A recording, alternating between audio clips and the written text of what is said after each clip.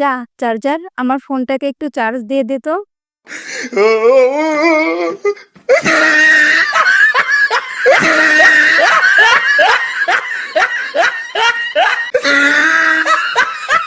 আসসালামু আলাইকুম। Hi everyone, কেমন আছেন সবাই? আমার চার্জারটা যেহেতু সাদা, এই সাদা চার্জারগুলো দ্রুত ময়লা হয়ে যায়, কালো, কালো দাগ হয়ে যায়। এজন্য আমি ভাবলাম আমার এই চার্জারটাকে আমি একটু কুশি কাঁটা দিয়ে এর গায়ে কভার তৈরি করে নিব। এর জন্য আমি এখানে রেড কালারের সুতো নিয়েছি। এখানে গ্রিন কালারের সুতো ব্যবহার করলে বেশ ভালো হতো। যাই হোক, আমি রেড কালারের সুতো দিয়ে কভার তৈরি করে নিয়েছি। গায়ে আমি ছোট, ছোট পাতা দিয়ে দিয়েছি।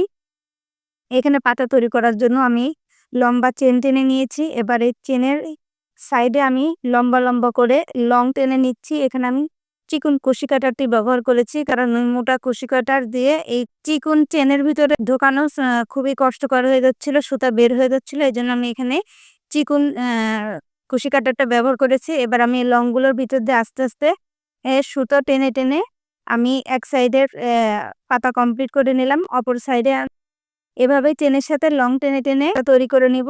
এখানে বেশ লং টানা কমপ্লিট হয়ে গেছে। আবার আমি সেম ভাবে আমি অপর সাইডের পাতাটি তৈরি করে নিলাম। এবার পাতার ভিতরে যে একটা লম্বা রগ থাকে, এটা আমি এই কাঁথা সেলাইয়ের মতো নিচে থেকে সুতো টেনে, টেনে এটাকে আমি একটা রগ তৈরি করে দিলাম।